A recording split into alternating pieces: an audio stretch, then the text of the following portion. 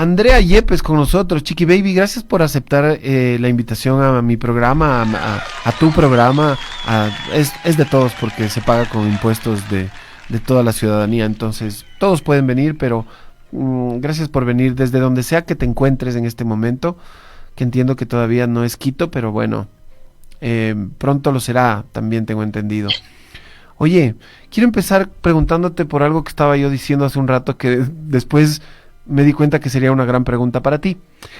Em, esta narrativa del gobierno actualmente de decir que Noboa es el presidente mejor puntuado del continente, em, esta guerra cultural, esto de la narrativa que se impone y tal, ya a ese tipo de estrategias ya no les interesa la verdad, ¿no?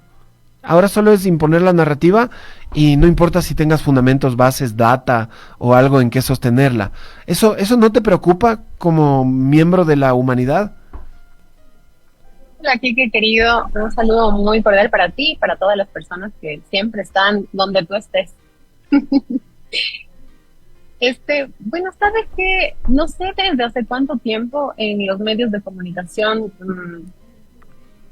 utilizamos medias verdades o no utilizamos la verdad para poder generar titulares vendedores.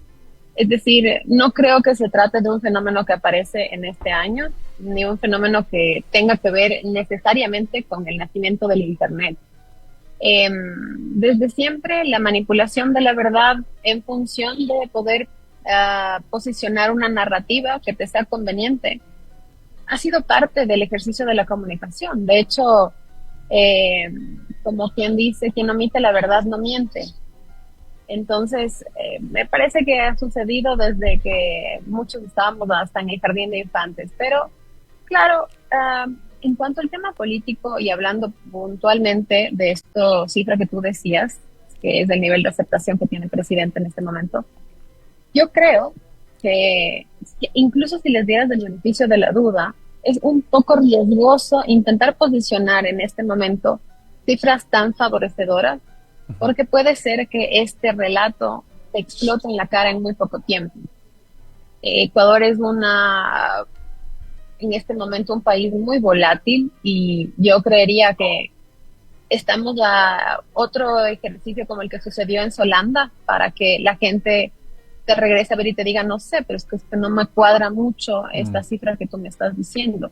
Entonces hay que ser muy cautos con ya viene la campaña, con las ofertas que uno puede tener, con este posicionamiento de yo soy el inminente y absoluto ganador, lo hago todo bien, porque no sé si exista alguien en este país que pueda decir que lo está haciendo todo bien o que la situación le favorece a un 100%. Así que bueno, te digo, es tan antiguo como la historia de la humanidad, la manipulación de la narrativa, pero creo que en este momento y a miras de un proceso electoral es riesgoso tomar ese camino. Porque, a ver, te iba a hacer otra consulta respecto de ese mismo tema. Hay veces que, y esto es mi teoría, no sé si tenga algún sentido, tú me sabrás decir, pero hay veces que, por ejemplo, se publica una encuesta, ¿no? Y dice, el candidato Pepito de los Palotes está en primer lugar, como pueden ver aquí, señores, la empresa Números S.A. está claramente aquí poniéndome en el primer lugar de las preferencias, etcétera. Y claro, posicionan eso y hay un fenómeno que no sé si todavía esté vigente o si tenga pies o cabeza, que es que la gente vota por el que va primero porque después no son perdedores de la vida. Alguna cosa rara por el estilo. ¿Eso todavía existe? ¿Tiene pies o tiene cabeza? Yo sigo manteniendo mi visión de que estas elecciones van a ser elecciones híbridas, al menos hasta que el porcentaje mayoritario de la población, que son millennials y centennials, se empoderen al 100% de la gran capacidad que tienen de tomar las decisiones políticas y decidir lo que va a pasar en este país. Mientras exista esta hibridación, te pongo un ejemplo muy puntual. Revisamos cifras de una ciudad como Ibarra la semana pasada. Ibarra tiene el 60% de su población son personas menores de 39 años, el 70%. Sin embargo, si haces un focus group y analizas qué es en particular lo que los niños están diciendo y pensando, los niños reproducen el discurso que escuchan de sus padres slash abuelitos. En la mayor parte de casos porque se quedan con los abuelitos en la casa porque sus papás están trabajando o porque les escuchan a los profesores de la escuela que probablemente tienen más de edad que sus propios padres, que pueden ser millennials. Entonces, la narrativa de estas personas, los boomers y silents, sí permean a las generaciones más jóvenes a través de estos ecosistemas familiares.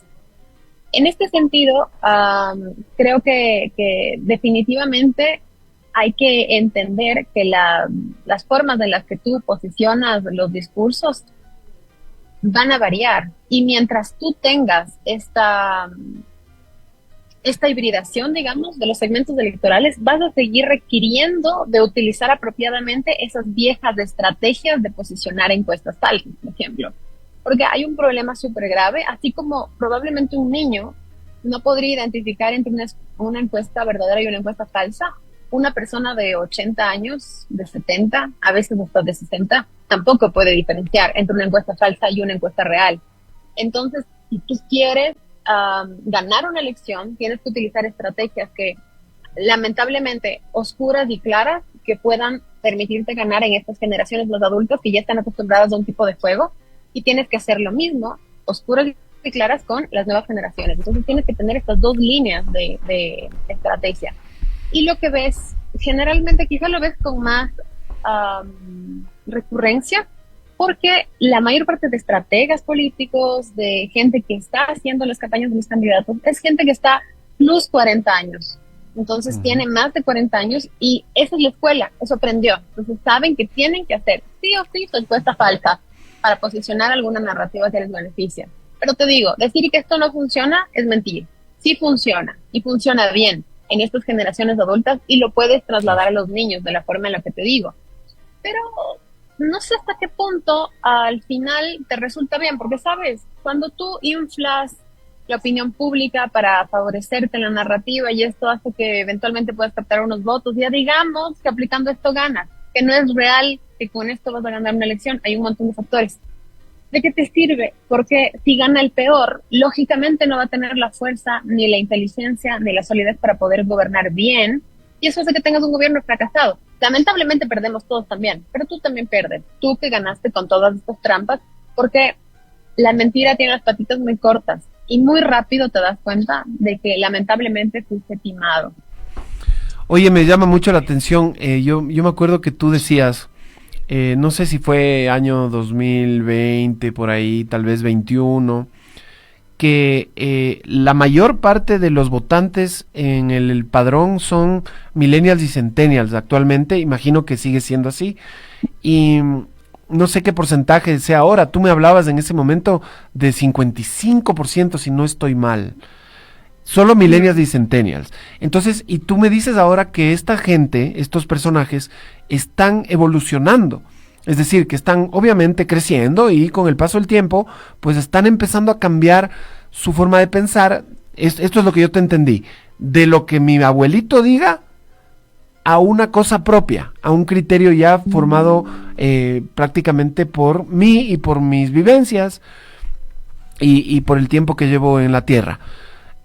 Háblame más de ese fenómeno porque es tan llamativo.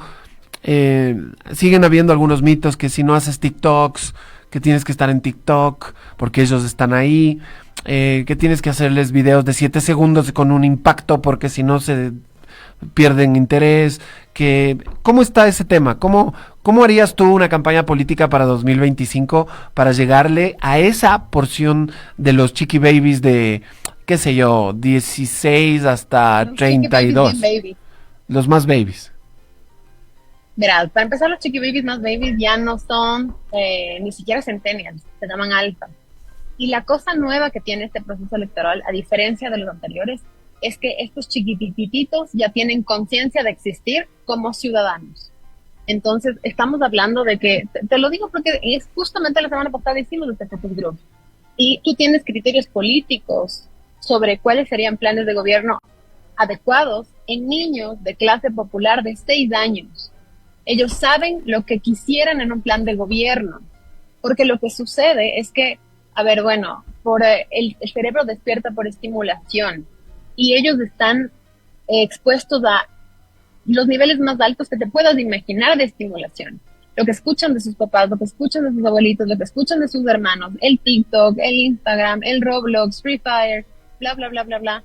Entonces hay un montón de cosas que están dentro de sus cabecitas y ellos tienen ya una posición política. Yo escuché, porque no me lo van a decir, y claro que con esto no puedo generalizar, pero en este focus yo escuché una posición política clara en contra, a favor de tal ideología, tal movimiento, tal partido, a un niño de 12 años sin ninguna formación política, que sus papás se dedican al comercio informal de cositas, ¿me entiendes? Pero al final tú dirías, este niño no debería tener mayor interés en la política. Un consultor tradicional te diría, ese niño no piensa en política, pero resulta que sí piensa, porque al ser hijo de comerciantes informales, este niño vive todos los días el acoso de la policía municipal, el riesgo de que le van a raptar, de que le van a no sé qué, de que a los papás les pueden asaltar, etcétera, etcétera. Entonces, son niños que están creciendo, particularmente él con esa realidad, pero otros que podrían estar en clase media alta o clase alta, están sobreestimulados por la cantidad de información que reciben en todos los idiomas. Ahora hablan un poquito de coreano, un poquito de japonés, un poquito de inglés, un poquito de todo. Y si ustedes tienen hijos en casa, chiquitos, se darán cuenta que la infancia que ellos están teniendo, el nivel de desarrollo cognitivo que tienen, es muy diferente al que nosotros tuvimos cuando éramos chiquitos. Entonces ellos tienen una opinión bien clara sobre muchos temas. Y yo creo que esto, ellos ya tuvieron, Quique querido, una opinión súper clara sobre las preguntas de la consulta popular, por ejemplo. Entonces yo creo que esto va a empezar a, de alguna forma, reconducir la conversación de los asuntos políticos. Y sí, ellos escuchan mucho lo que dicen sus papás, lo que dicen sus abuelitos, pero también tienen una capacidad de definir qué de eso pasa a su fuero y qué de eso no pasa. Ahora, que para conquistarles, ¿cómo harías una campaña para llegarles a ellos? No hay, la base creo yo, es de empezar entendiendo que a diferencia de en otras generaciones, aquí es muy difícil encontrar la receta secreta de la cangreburger, porque lo que pasa es que son todos tan distintos. La gente que tiene 16 años no se parece casi en nada a la gente que tiene 25 años. Y los de 16 no se parecen en nada a los que tienen ahorita 12, que en el siguiente proceso electoral ya irán a votar. Y que empiezan poco a poco a involucrarse en este tipo de decisiones. Y la gente que tiene 25, 16, que te acabo de decir, no tiene nada que ver con la gente que tiene más de 30, porque para ellos ya los que tenemos más de 30 somos señores. Entonces, en este focus con estos niños, claro, entenderás que todo el mundo me decía, buenos días, señora. Sí, señora. No, señor, yo como, no. Pero sí, lamentablemente, cada vez los chiqui babies estamos menos babies, pero así va pasando la vida. Entonces, te digo aquí que hay que entender, para poder hacer una campaña ganadora en estas generaciones, hay que pensar entendiendo que no hay receta secreta y que tienes que darte el tiempo de escuchar a las generaciones y específicamente escuchar a estas generaciones en sus territorios para entender qué es lo que quieren, qué es lo que buscan.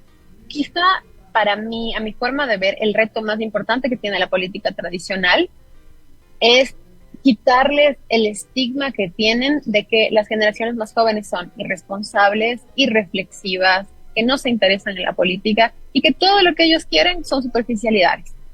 Que ellos, sí quieren ser TikTokers, sí quieren ser gamers, que solamente les importan como Taylor Swift, no sé qué. Entonces es esta cosa de pensar que la vida antes era más dura y nosotros somos mejores que ustedes y sabemos lo que ustedes necesitan, entonces lo hago por tu bien.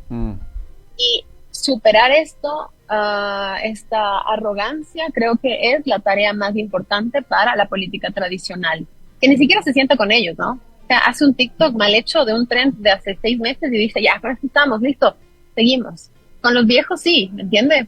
Con los viejos políticos y los viejos actores políticos sí se reúnen, sí invitados a cualquiera de las instituciones, gobierno nacional, a la asamblea, a conversar de los planes programáticos para el gobierno.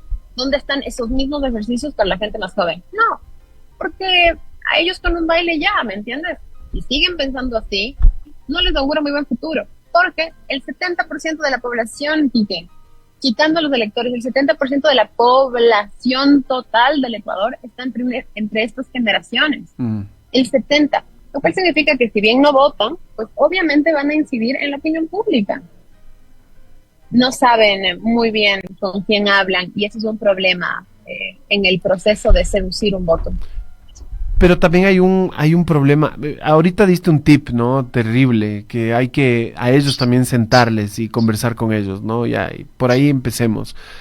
Pero también me parece que estas generaciones están siendo como maltratadas, ¿no? Por ejemplo, acá nos dicen que el sueño de ellos es ser youtuber, que ese es el oficio que ellos más anhelan. En el Ecuador es así, según unos estudios que vi en Latinoamérica en la mayoría de lugares, pero en el Ecuador es youtuber. Y también dicen que es la generación más vaciada, que todo es superficial, que no profundizan, que no les interesa, que y para hablar un poco ya con términos un poco más fuertes, ¿no? Que está un poco estupidizada y que por la tecnología y por el TikTok y por estas cosas es una generación que no tiene condumio. Algo así, algo así. Y pero eso es lo que dicen. Ahora ¿cómo se refuta eso? Verás, yo en el día a día, que este es el asunto al que yo le dedico mi vida, que es tratar de generar este puente entre la gente más joven y la política, te puedo decir todo lo contrario. En esta conversación, una de las conversaciones más enriquecedoras que yo he tenido en mucho tiempo fue este focus group con estos niños. Porque ellos tienen tan clara la película, si tan solo tuvieras la paciencia y la humildad de escucharles. Pero ¿sabes cuál es el problema real? Que hay una distancia generacional tan grande eh, y cultural tan grande que ha desarrollado, a ver, estas nuevas generaciones tienen apropiada una cultura completamente nueva, distinta, desde expresiones hasta vocabulario. Y si tú no dominas eso, no pasas la primera barrera, simplemente ya ni siquiera van a conversar contigo porque de entrada saben que eres una persona que no va a entender lo que te van a decir. Entonces, ponte, uno de estos niños me pregunta, me dice, ¿usted sabe lo que es el funk? ¿El qué? Entonces, funk brasilero, es un género musical que tiene un poquito de los sonidos del funk brasilero, pero obviamente le metieron a Un poquito de unos de samba. beats con música, sí, es como una suerte de beats. Hay muchos beats y hay música electrónica también ahí fusionada, etcétera. Pero bueno, es muy famoso en TikTok este género. Entonces, claro, estoy completamente segura aquí que si la pregunta era una persona de generación X, esta persona hubiera dicho, sí, punk, sí, del punk, ¿me entiendes? Es otra cosa completamente distinta. Entonces el niño, por un poco de solidaridad y por compasión, no te hubiera dicho más, te hubiera dicho, ah, sí, sí, sí, nada más. Porque hasta explicarte todo lo que es el punk y toda la cultura que tiene detrás y demás, no va a perder su tiempo porque no le vas a entender. Entonces, ¿qué es lo que pasa? Si tú, Quique, quisieras levantarte una francesa, tú dices, qué guapa esta man, yo quiero conquistarle, claro, cuando estaba soltero, evidentemente, ¿no? Por si acaso no te vayas a estar ahí emocionando. Entonces tú, lo primero que harías, Quique, es repasar por lo menos cómo se dice hola en francés, ¿no es cierto? Irías a buscar un poco de vocabulario, capaz leerías en Wikipedia cosas de Francia, qué está pasando, incluso para preguntarle, oye, ¿es cierto que en Francia es famoso tal cosa, es famoso tal cosa? Entonces, mismo ejercicio, Quique. ¿Cómo quieres conversar con gente de 16 años si tú no tienes la más peregrina idea de qué hablan? ¿Cuáles son los temas de interés que tienen? ¿Cuál es su vocabulario? Entonces, no puedes llegar diciéndoles recorcholis, porque desde ahí ya creaste tú solita una barrera gigantesca. O diciendo, ¿sabes qué? Yo estoy, por ejemplo, recuerdo en alguna conversación anterior hablábamos del el concepto de G.I. Joe. Si tú tienes que explicarlo, no funciona. Y alguien de 16 sí le tienes que explicar quién es G.I. Joe. Entonces, no funciona para esa generación. Lo que creo es que hay una subestimación terrible del valor de las cosas que ellos pueden aportar. ¿Tú crees que la vida para estas generaciones es fácil comparándose todos los días con asiáticos que hacen todo perfecto y que tú tienes que destacarte en el mundo? Sí, claro que ansían la viralidad y quieren ser TikTokers, YouTubers y demás, porque resulta que un TikToker puede suave facturar, un TikToker o un YouTuber grande en el mundo puede suave facturarte $1,000,000 al año tranquilo de la vida. ¿Y sabes cuál es el asunto? Así que tú, para ser un TikToker famoso o para ser un YouTuber famoso, En la mayor parte de casos. En YouTube un poco menos, pero en TikTok 100% garantizado. Tienes que ser simplemente talentoso. Ujú. Y haces tu contenido. Y si tu contenido es bueno porque tú eres creativo, porque tú eres inteligente, tú vas a crecer solo. No tienes que meter pauta, a diferencia de Instagram o Facebook, que tiene un modelo de negocio que te obliga a meter pauta. Entonces, ¿sabes cuál es el? Al final lo que te está diciendo este aspiracional es que ellos sueñan con ganar su lugar en el mundo a través de su talento. Eso es lo que te están diciendo en realidad. Una aspiración que no me parece para nada superflua. Y me Yo parece, quisiera lograr ese lugar en el mundo a través de que alguien vea lo talentoso que yo soy. y me parece como que tal vez este como barranco generacional que les separa, por ejemplo, me quedé pensando en un candidato a la vicepresidencia que tiene 60 y un votante que tiene 16. Hay 44 años de distancia. Podría ser el abuelo, tranquilamente podría ser el abuelo. Entonces, y es como que bloqueamos a estas generaciones porque decimos, no, estos son unos superficiales que no les importa nada y no, como tú dices, no, les dejo un bailecito en TikTok y vamos al meeting y vamos a la convención. Pero en lugar de investigar, en lugar de empaparse, en lugar de aprender su idioma, en lugar de simplemente aprender a hablar como ellos para que ellos entiendan y para poderse comunicar con ellos, que son votantes y que van a decidir una elección. Pero, entonces, ¿por qué no se da ese salto? A lo mejor es incómodo, a lo mejor la clase política ya está un poco empolvada y dice, se va a ver ridículo que una persona de 60 años se ponga a decir palabras como funk brasilero y viva qué sé yo, no sé ni siquiera qué más decir de ejemplo. Creo que me estoy empolvando yo también. Pero, ¿y ahora cómo se rompe esa barrera? Cómo se explica por qué la política no da ese salto? ¿Por qué la política no busca esos votantes? No La confía en política en ellos. Ecuador particularmente, porque si ves experiencias de otros países, por ejemplo, Bardella en Francia, Marie Le Pen lo entendió perfectamente. Mira que Macron, durante todo el tiempo que ha sido autoridad mundial, ha logrado tener en TikTok casi 3 millones de seguidores. Bardella, en menos de un año, en su primera aparición pública de alta relevancia, solamente el tiempo de campaña me parece que fueron como 2, 3 meses, Bardella casi llega a los 2 millones de seguidores. Entonces, el asunto es que, ¿qué entendieron? Que Bardella podía comunicarse con la gente joven, comunicar lo que Marie Le Pen no podía comunicar. No. Marie Le Pen nunca va a poder decir funk brasilero. Bardella sí puede decir funk brasilero. Entonces, tuvieron la suficiente astucia de abrirle un espacio a alguien que era nativo de estos generaciones, lo que podía conectarse mejor, y entonces tuvieron un interlocutor válido, Quique. Entonces, ese es un poco No te me vayas. Está buenísima la Ay, conferencia perdón, magistral. perdón, Quique, me tuve una llamada. Regreso. Entonces, Devuelve el la llamada asunto, a la Andrea un ratito, está ocupada. perdón. No, no estoy molestando. Entonces, Lo que hace Marie Le Bardella Pen de y este Bardella, vocero más totalmente. ¿Por qué familiar. más de un vocero? A ver, mira, Quique, no sé si es que ustedes lo puedan vivir en casa o lo han visto ejemplos, pero para estas generaciones más chiquitas, todo el asunto estético y físico es súper importante, súper importante. No consumen bebidas que tengan azúcar, casi todos consumen un montón de agua, desde chiquititos apuntan al gimnasio o hacen cositas en su casa para mantenerse muy bien.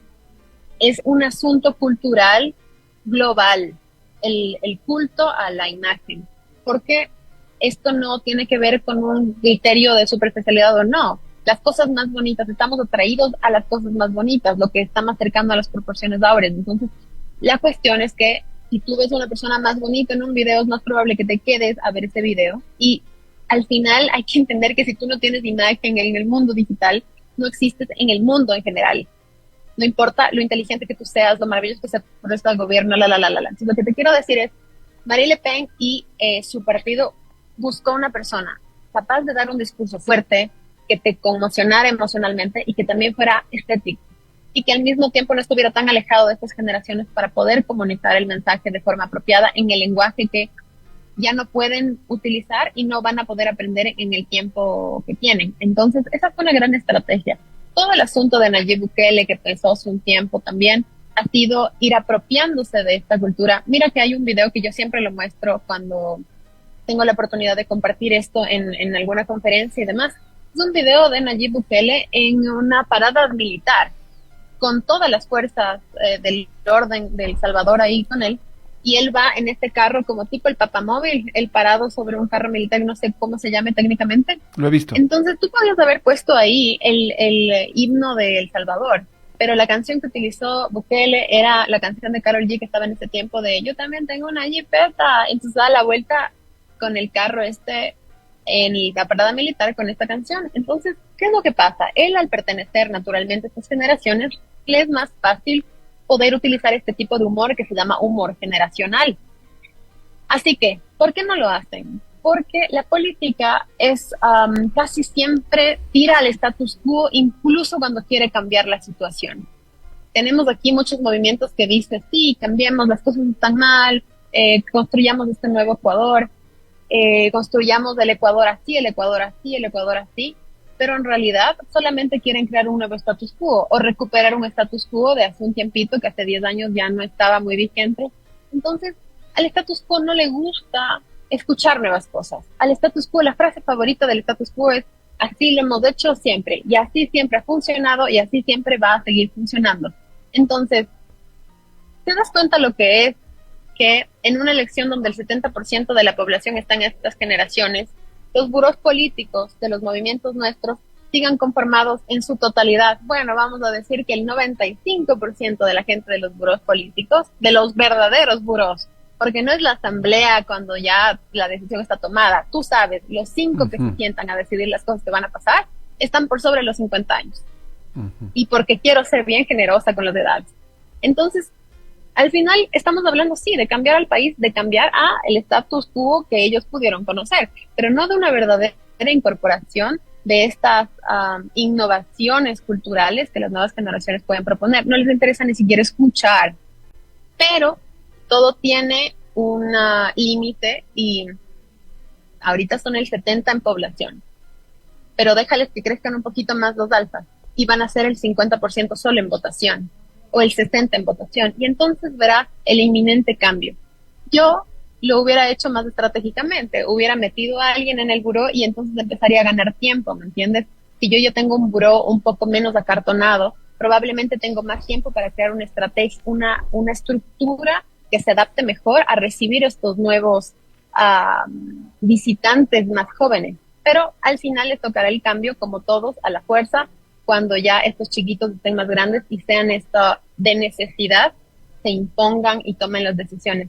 Mira que este influencer americano, él sí es youtuber, se llama MrBeast, y hace cosas más grandes que muchos gobiernos del mundo, construir pozos de agua en el África, no sé qué. MrBeast lo dijo como chiste y un poco como, sí, es chiste, pero si quieres no es chiste, que se va a candidatizar a presidente de los Estados Unidos.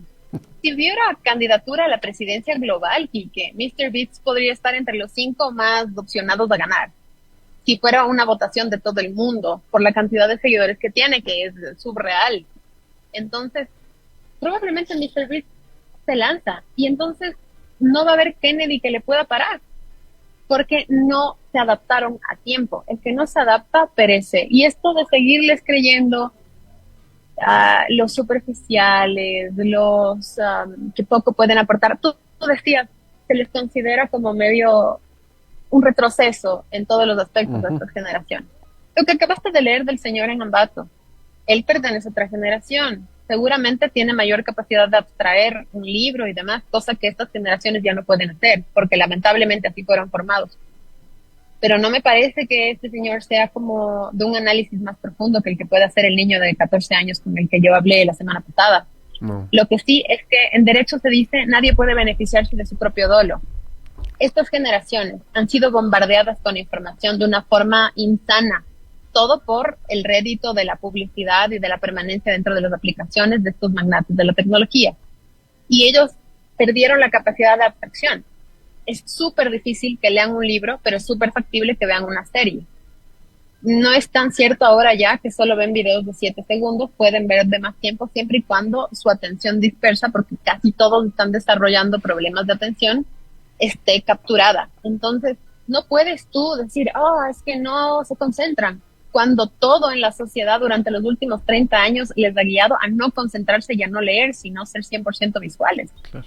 Entonces, yo te digo, creo que viene de la comodidad de mantener el status quo, el no incluir a estas generaciones, y segundo, de una profundísima ignorancia e incapacidad. Porque también a veces querer no es poder. Yo quiero decir, yo quiero pensar con los jóvenes. Y empiezo, yo he visto gente, Quique, que tiene mi edad, 30 y algo, yo tengo 33, tienen menos que yo, 30 años y son candidatos y dicen, los jóvenes, como si fueran, yo soy puta, ¿cuántos tengo? 80. Los jóvenes, vamos a dar oportunidades para los jóvenes. O sea, ni siquiera se sienten parte de su propia generación. Mientras esto no cambie, tengamos un montón de jóvenes viejos haciendo política y la gente súper joven relegada de estos espacios, va a ser bien difícil que la modernidad llegue a este país y en general al mundo. Pero si no pasa por las buenas, pasará por las malas, pero va a pasar. Porque no puedes tener eso. Estamos conversando con Andrea Yepes, experta en comunicación política. Ella es analista, asesora. Bueno, no sé qué eres. ¿Qué dices? Ay, madre. Yo me categorizo como a mí misma como estratega política. Estratega.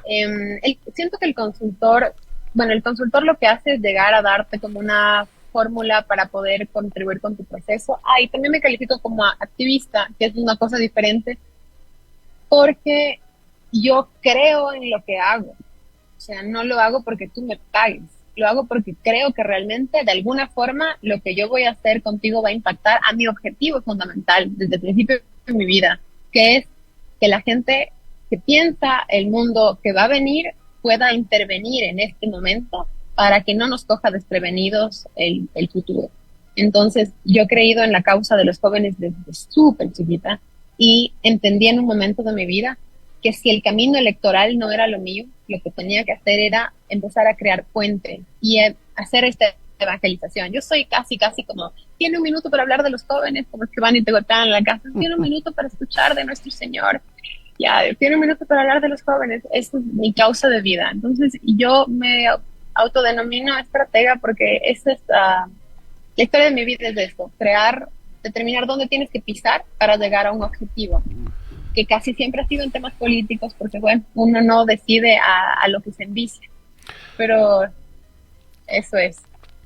Te quiero agradecer, todavía no nos vamos, quedan 10 minutos, pero tengo 2 preguntas más para cerrar, pero te quería agradecer por haber aceptado y por haber estado hoy en el programa.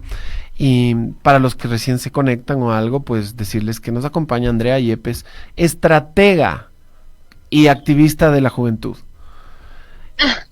Quería saber, ¿qué piensas de esto? Verás, digamos que yo estoy armando una campaña, ¿no? Y tengo que hablar del pasado, porque el pasado, no sé, en algún momento goberné, o tengo que referirme a algo que pasó hace 10, 20, 30 años, lo que sea. ¿Cómo ataco a los jovencitos si es que ellos no estaban ni siquiera con criterio formado o capaz ni siquiera existían en ese entonces? Es una pregunta un poco rara, creo, pero sí te debe haber... Esto es totalmente pertinente en este momento, porque vas a tener un lado de la historia diciéndote el pasado fue lo peor que nos pasó, y otro lado de la historia diciendo este pasado que debemos añorar, ¿ya? La base, yo diría, depende de qué lado estés para plantear la estrategia con mayor propiedad, pero para ambos pensaría que todo empieza de contarles qué pasaba en ese pasado, ¿no? Y quien tenga mayor habilidad para contar su lado de la historia del pasado, probablemente logre posicionarlo mejor. Y con mayor habilidad no me refiero a quien tenga el mejor abuelito cuentacuentos. Bienvenidos, mijitos, voy a contarles la historia del pasado, sino quien logre contar la historia de ese pasado que yo no viví en un formato en el que yo pueda entender ese pasado y que me cuente los segmentos de este pasado que a mí me interesen o que sean relevantes para mis intereses. ¿De ese formato me puedes dar un ejemplo? Mm, Dependería muchísimo de qué es lo que vas a contar. Como te digo, no hay fórmulas mágicas. Por ejemplo, si yo voy a contar la historia de un héroe, yo probablemente haría una suerte de serie o algo tipo Avengers, Ujú. como tipo movie, porque estoy acostumbrada a ver a los héroes en series de acción. Probablemente haría algo así, pero si voy a contarte algo mucho más romántico del pasado, tal vez haría, por ejemplo, sabes que ahora que lo dices, recuerdo una iniciativa bien chévere. Unos chicos estaban construyendo un juego donde tú podías explorar la cueva de los tallos y todo esto en un juego. Y todo esto giraba en torno de un concepto de un arqueólogo argentino, si no estoy mal, que proponía que en el Cañar existen civilizaciones tan antiguas como Sumeria. Entonces, la idea era un poco como que, más o menos piensa tú, Sumeria da y aquí el Cañar, unas ruinas que existen por ahí cerca. Y que esto de alguna forma mágica estaba conectado con la Cueva de los Tallos y que Ujú. es la razón por qué en la Cueva de los Tallos se encontraron estas tablillas como el tema cuneiforme. Entonces, quizás si es que hablaríamos de algo así, arqueológico, fantástico, yo utilizaría un juego. Entonces, depende mucho de qué es lo que quiero contar. El estilo de la narrativa va a depender mucho de qué es lo que quiero contar y decidir qué es lo que quiero contar dependerá de qué es lo que la gente quiere escuchar. No les vas a, una cosa, teniendo una claridad meridiana, de que no le vas a poder contar a alguien de 16 años, 50 años de historia en 4 meses. Es súper difícil. Ese es un proceso que toma tiempo. Además, hay que generar una comunidad de personas que estén interesadas para esto. Entonces, como te digo, una vez más, eh, no, ¿sabes qué nos haría, querido? Un podcast. Siento que el podcast es una idea tan X. Sí, hay algunos que triunfan, pero es bien difícil hablar de temas serios en un podcast y que a esto le vaya bien en ese segmento. Los que piensan que la nueva radio es del podcast para la gente joven, not true.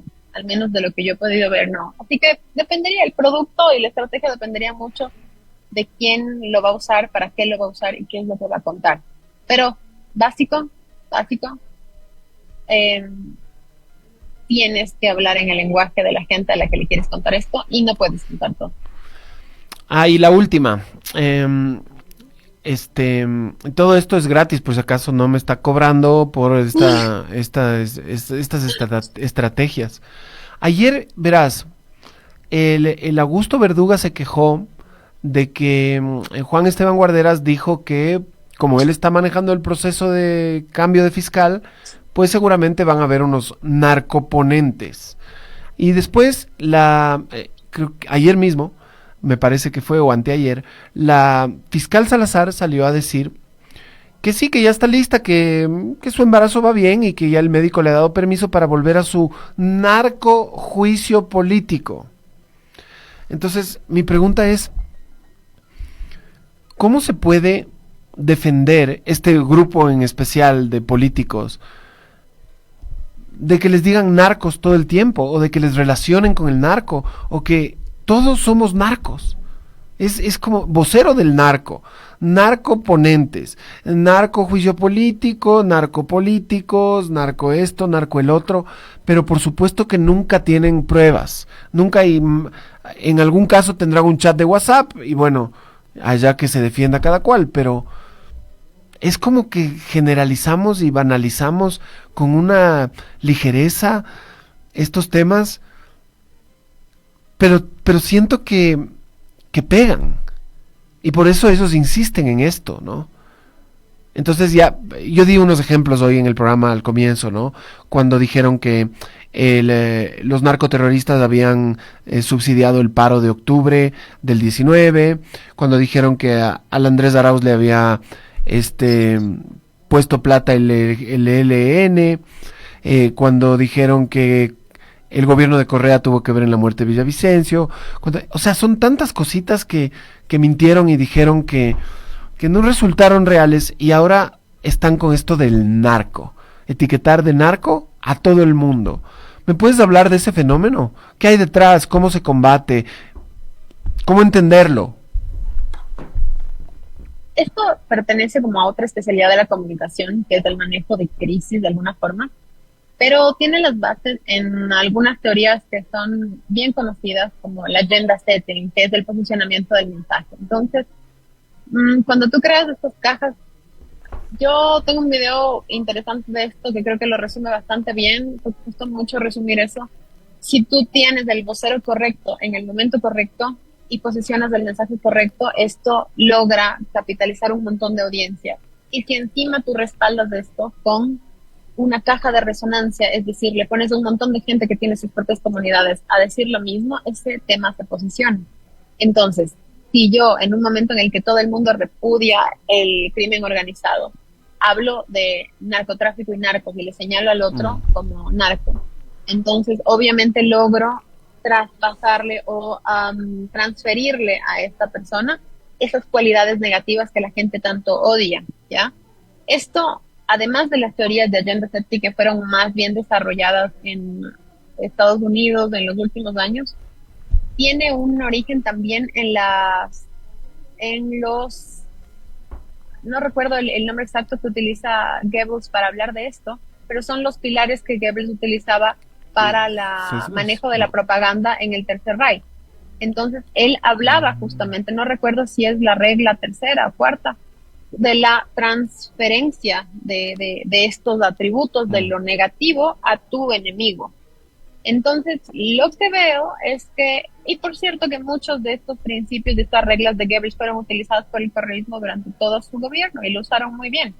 Entonces, es un poquito de su propia medicina al mismo tiempo. Lo que me hace pensar, Quique, querido, que tienen toda la capacidad de reponerse, de anteponerse y reponerse de estos ataques y lograr también su propio agenda setting, pero has oído esa frase un poco vulgar pero cierta de si nos organizamos cogemos todos, pues ese es el asunto. Falta organización interna. Creo que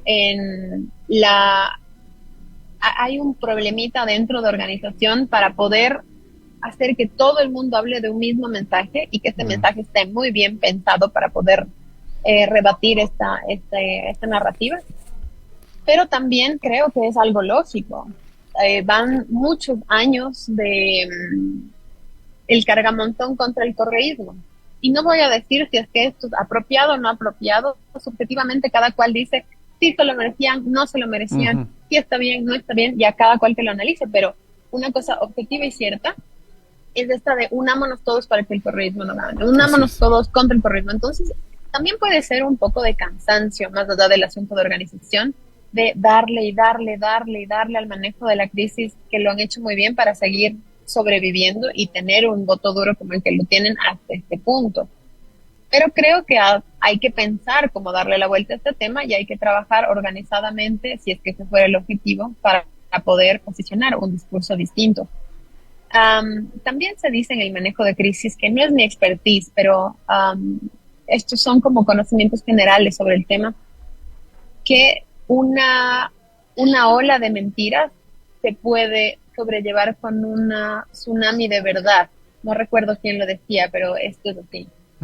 Lo que necesitas para poder aplicar esta estrategia es tener el tsunami de verdades. Es decir, tener 100% la seguridad, la certeza de que lo que te están diciendo no te llega en ninguna de tus puntitas. Y eso es bien difícil en un movimiento tan amplio donde, salvo que estén pidiéndoles récord a todo el mundo y una investigación bien profunda de perfiles, es súper difícil poner las manos al fuego por una organización tan extensa, tan amplia. Entonces es duro, pero la última solución, que también de manual se utiliza para este tipo de cosas, es crear algo más grande. Entonces, buscar otro atributo que sea detestable para la población y empezar un ejercicio de transferirle ese atributo al otro lado. Lo lamentable de todo esto, Quique, es que mientras vivimos esta batalla de posicionamiento de la narrativa del uno o la narrativa del otro, bla, bla, bla, bla, bla, las cosas verdaderamente importantes que se tienen que hacer en este país siguen sin resolverse.